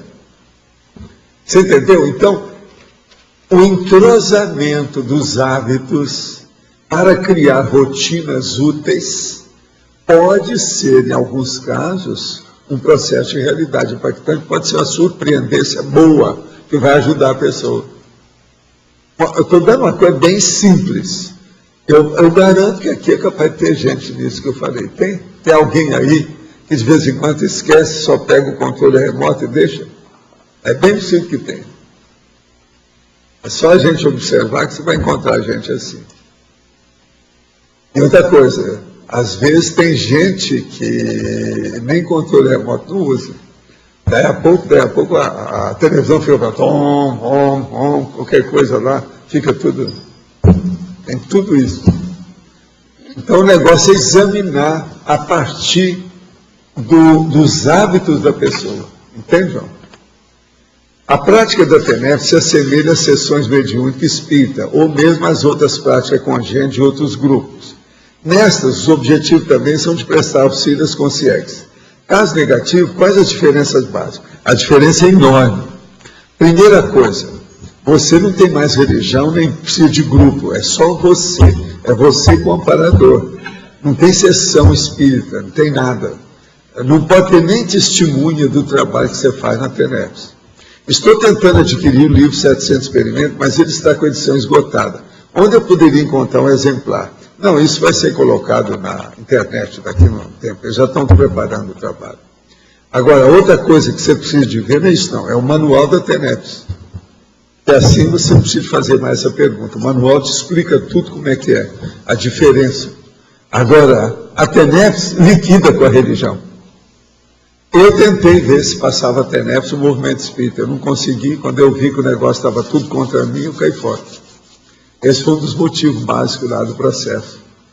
A exposição espírita permanente que nós começamos a construir, eu desisti também por causa disso. Porque quando eles viram que aquilo ia mudar tudo, não quiseram entrar na história. Então eu deixei sair a francesa de fininho, deixei o povo tomando conta do meu trabalho. Nada caiu lá, o serviço de assistência continua até hoje. Né? 44 anos depois está lá, tudo funcionando. Então a gente tem que observar isso. O processo da TENEPS é bom a pessoa ler, né? Para entender isso aí. Para isso que eu fiz o manual. O negócio é muitos dados que tem de diferença da história. A gente mostra tudo como é que é. A pessoa se liberta do processo do dogma religioso e do problema da TACOM. Ela vai começar a pensar na TARES, tarefa do esclarecimento, que é importante. Quem é que está com o microfone? Tem alguém? Como é que nós estamos? Está tudo ok? Eu quero lembrar aqui para vocês, dentro do processo da caracterologia, sob a ótica da surpreendenciologia, eis, por exemplo, na ordem alfabética, 20 realidades impactantes mais comuns no universo da prática e da vivência dos princípios da conscienciologia. Autodesassédio. Isso aí, a expressão, o valor que nós damos para a autodesassedialidade, praticamente somos só nós falando nisso. Ninguém dá muito valor. Por exemplo, se o Espiritismo começar a falar em autodesassédio para todo mundo, ninguém acaba, todo mundo acaba com o Espiritismo. Porque o assédio começa pelas federações. Você está entendendo como é? Que é o problema do dogma em cima da pessoa. Tem que seguir aquilo do jeito que está lá, etc. Tal. E não pode ser fora de Allan Kardec, não pode ser fora de J. Cristo, tal. O negócio não é fácil. Agora, outra coisa, autoproex. A pessoa pensar na programação existencial é outra coisa impactante que está aqui. É o que ela precisa, é a base dela, é o que valoriza você ter uma vida humana. A cosmoética destrutiva, essa aí então é um problema. As religiões não podem falar nunca numa coisa dessa. Isso é um absurdo. Você está falando uma ética que destrói as coisas. No entanto, é a realidade. Como é que você vai caminhar sem destruir o que não presta? Tem que ter. Agora, cosmoética. Outra coisa, curso intermissivo. Eles não pensam, não admitem, não querem saber de um processo desse. Curso intermissivo, quem é que entendeu por quê? O curso intermissivo é uma coisa muito importante, é o seguinte, ou a pessoa sabe aquilo, ou não sabe. Se ela não sabe, não dá para estar querendo fazer cartaz, ou se jactar da situação. Não dá para exibir conhecimento se ela não tem. O curso intermissivo, uma pessoa tem ou não tem. Não tem nem termo. Agora, o epicentrismo consciencial é outra coisa mais séria. A pessoa já deve ter dominado alguma coisa do processo de parapsiquismo e das manifestações, né, multidimensionais, e de uma tal maneira livre, sem muita ascendência ou subserviência ou sujeição de outras pessoas. Estado vibracional é a base de tudo. E é a pessoa por ela mesma. Ela não precisa apelar para amparador, nem para guia cego, nem para ninguém. O problema é dela, pela vontade dela, a intenção dela. Agora, a impacto-terapia, que são as verdades relativas de ponta da conscienciologia, que nós estamos falando aqui.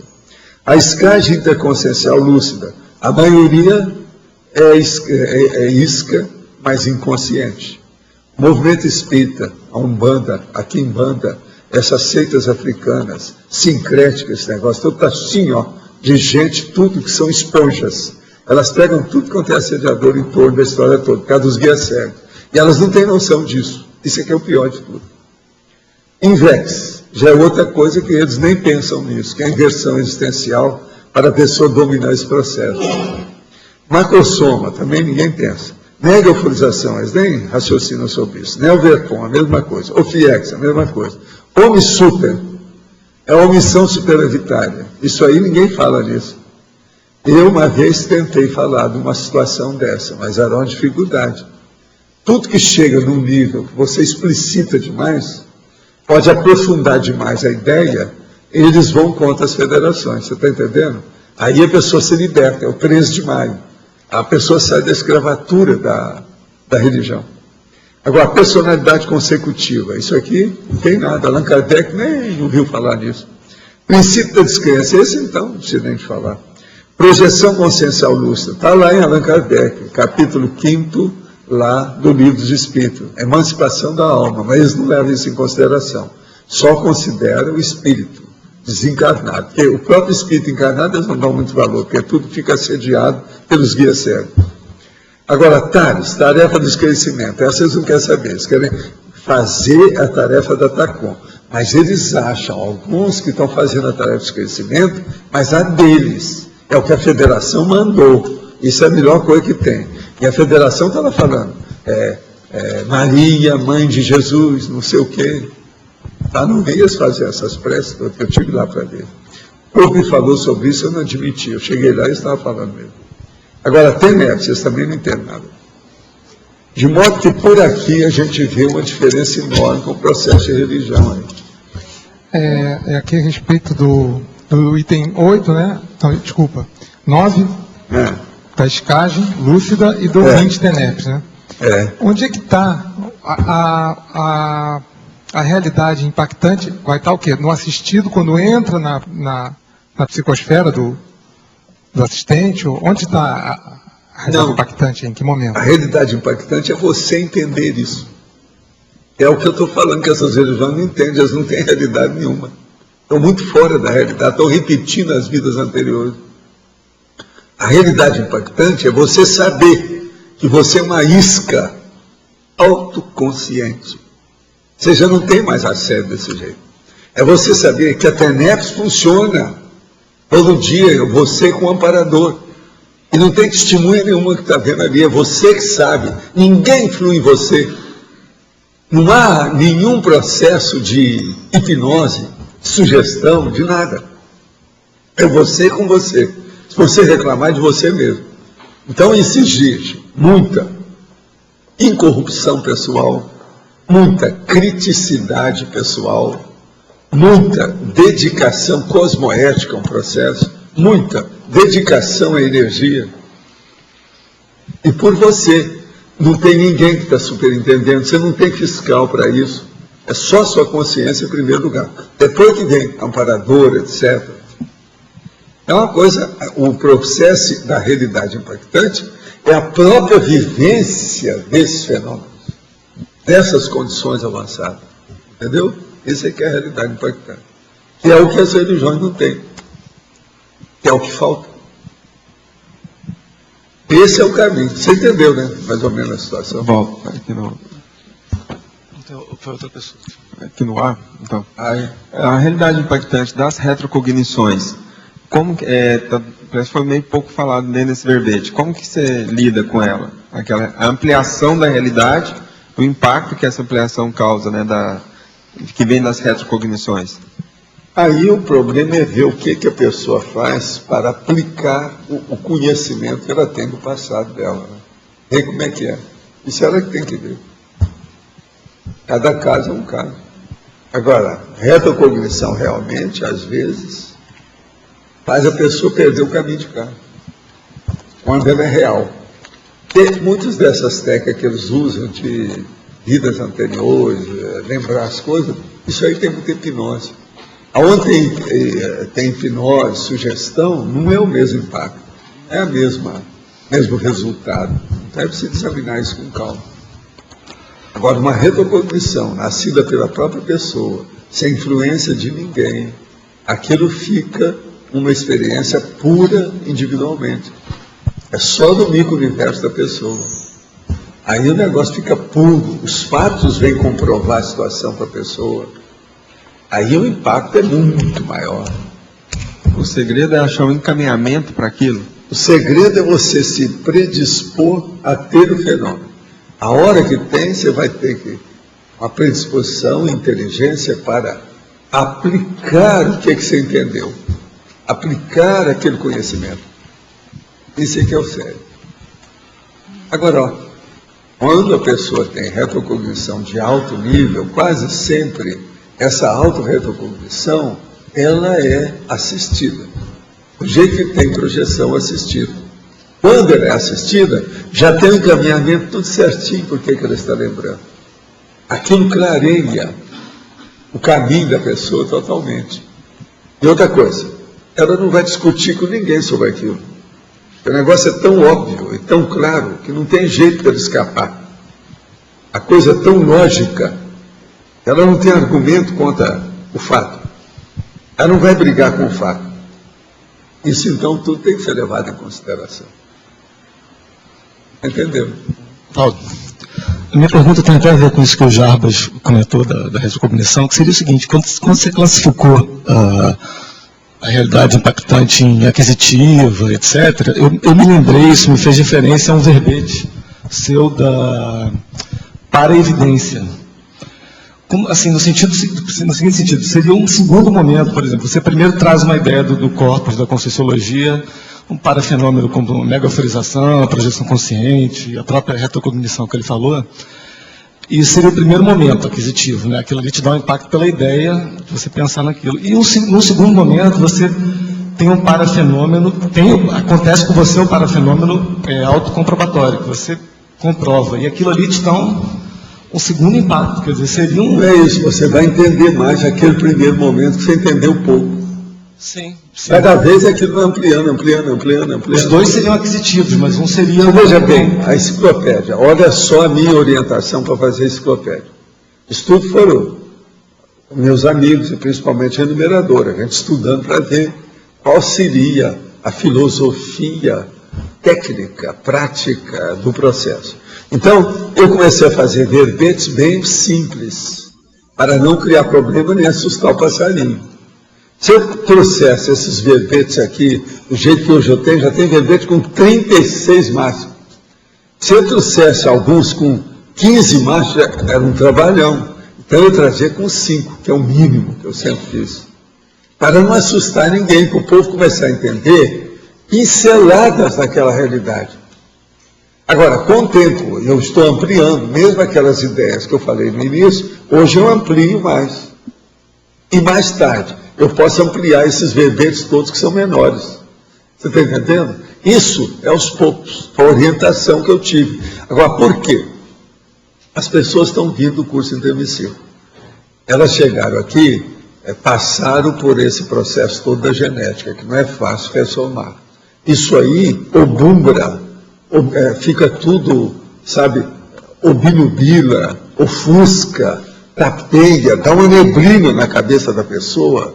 Ela não tem tanta lembrança dos processos. Devido ao quê? O cérebro, a condição que ela está, ela entrou dentro de uma prisão. Essa prisão é o corpo humano. O fôlego do corpo humano. Isso tudo aí é um problemão. Então, tem que ir devagar, devagar. Por exemplo, às vezes chega uma pessoa aqui que ela já tem assim uma lembrança, às vezes 70% do curso inteiro de ensino. Aí isso é exceção. A maioria, quando tem 10, 15, 20%, quando tem. Então, a gente tinha que ir devagar.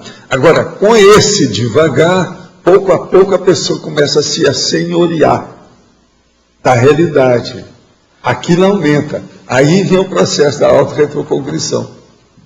Naturalmente nela. Então ela começa a entender mais, junta as pontas, já tem uma visão de conjunto. Aí ela começa a aceitar todos esses verbetes, essas ideias mais avançadas que eu trago hoje. É como se você deixasse, não desse tanto impacto na hora que você lança, né, a ideia, e deixa um impacto para a própria autovivência. Você veja bem, a hora que eu fiz o Projeciologia foi para preparar o ambiente antes disso.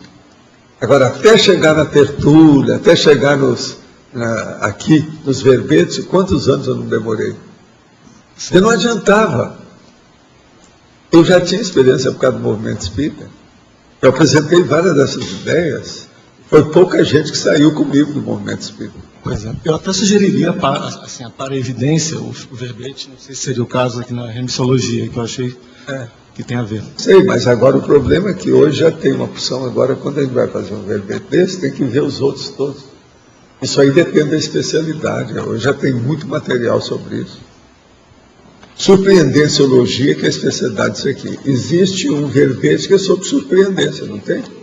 Só sobre isso. E agora, se compara um com o outro, esses não são iguais. Não tem nenhum verbete que seja igual ao outro.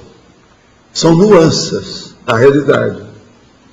Tem que ver como é que fica esses flancos, entende? Esses lados, essas facetas desses fenômenos, desses fatos que nós estamos estudando. Esse aqui é o caminho.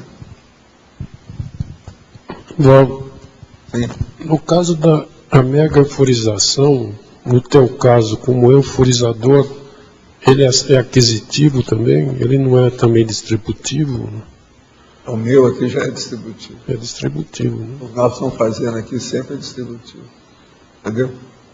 Aí isso há muito tempo que é assim. Eu já fazia isso. Primeiro lugar que eu vou fora do Brasil, um local que eu vou pela primeira vez, eu já fazia isso. Que era para mexer mesmo, levantar a poeira, senão não vai. Mas você já viu. Eu às vezes fazia isso e depois tinha que sair do corpo e ir lá atender o povo, trazia para mim o FIEX, que era lá, que estava lá na área do Rio de Janeiro. Tudo isso, durante a noite. Quantas vezes eu não fiz isso? Na exemplologia aquisitivo está dizendo em geral, para nós aqui tudo. Aquisitivo. Agora, todo mundo aqui já tem preparo para chegar nessa aquisitiva mais séria. Depende de vocês. Problema, em primeiro lugar, dê prioridade para o essencial. Olha ver o essencial da sua vida. Qual é? Aí você vai pegar o megafoco, que às vezes é preciso de ajustar o megafoco. Ele está um pouquinho à esquerda, ou às vezes um pouquinho à direita.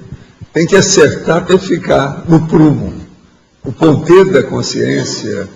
Então, o estudo, por exemplo, da priorização, é que leva a pessoa para isso. Ajustar a prioridade. Ajustar a PROEX. Ajustar o essencial. Ver o que é que vem primeiro. Isso aí importa muito, ajuda muito. Vale a pena. Agora, no caso que você falou, primeiro tem o arco voltaico e depois a mega-euforização ela é superior. Eu cheguei a notar aí. Mas porque o arco voltaico ele é muito específico, ele é muito especializado. Ela é principalmente superior no quê? O problema todo é o seguinte, o arco voltaico, ele mexe no cérebro da pessoa para limpar o que ela tem de ruim. A mega euforização pega uma pessoa que está bem e coloca ela numa felicidade que ela não está acostumada, é superior àquilo que ela sente.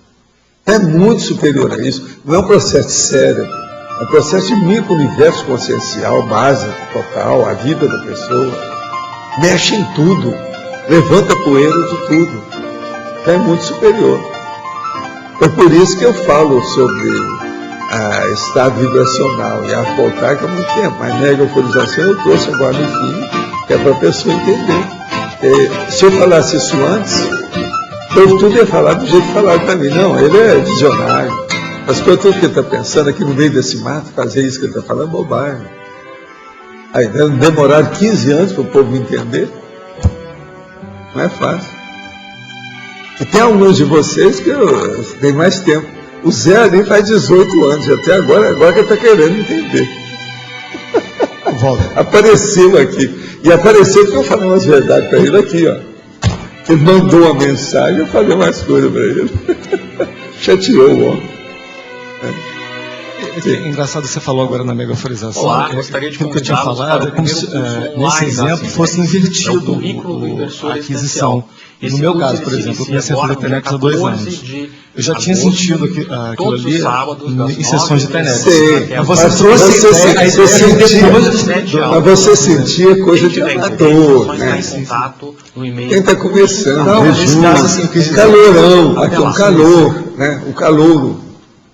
Porque é profissional. Agora, o negócio depois ele começa a ampliar. A minha ideia veio depois, porque você começou a falar disso há pouco tempo. E aí, nesse caso, foi vocês teriam teria sentido isso como profissional se vocês tivessem vindo para cá, para fora, há mais tempo. Vocês demoraram demais. Com esse objetivo, é só perguntar para o Lógico, você sabe o tempo que demoraram. Na verdade, vocês que conhecem a turma, os 2 loirinhos lá, que chegaram, há quantos anos faz isso? É da época do Zé ali. O Zé só que tem que é de São Paulo, esse é do Rio. Mas é mais ou menos dessa época. Quanto tempo faz?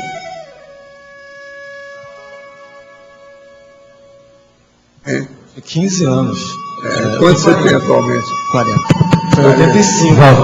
Olha, eu já uso esse recurso tipo que vocês chamam de mega euforização há muito tempo. Mas os 2 loirinhos, sabe, gêmeos, chegaram lá em casa. Não, a gente estava... Que lá é que fica chateado, né? Não. Ele é o gerente do cinema, Não, gerente nada. A gente é pipoqueiro. Mas o meu irmão se afastou mais, realmente, das coisas de parapsiquismo. Eu nunca faço TENEPS há quase 15 anos, né? Eu já estou há muito tempo nessas coisas, né? 25 Mas agora vocês demoraram um pouco, né? Mas a gente não podia vir para cá. Vamos perguntar para o Lógico sabe. A gente Lógico proteja tudo que a tem. gente veio com o Pois é. De coisas informáticas, depois nossa mãe adoeceu. E agora apareceu o rei ali.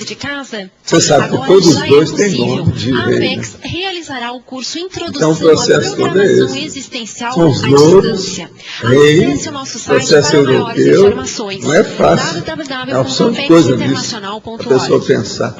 Mas Valdo, agora aproveitar que ele falou nisso aí da mega euforização, né? Uma coisa que eu ia comentar contigo no dia da mega euforização, acabei falando outras coisas, né?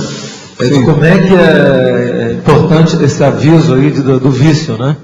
Porque eu naquela época, no processo da doença lá, acabei usando isso uns 3, 4 anos, foi a tábua de salvação, né? Para sobreparar a coisa, né? Mas depois que você largar,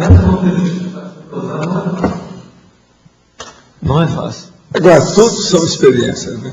Pelo menos hoje vocês já estão muito mais doutores no assunto, veteranos.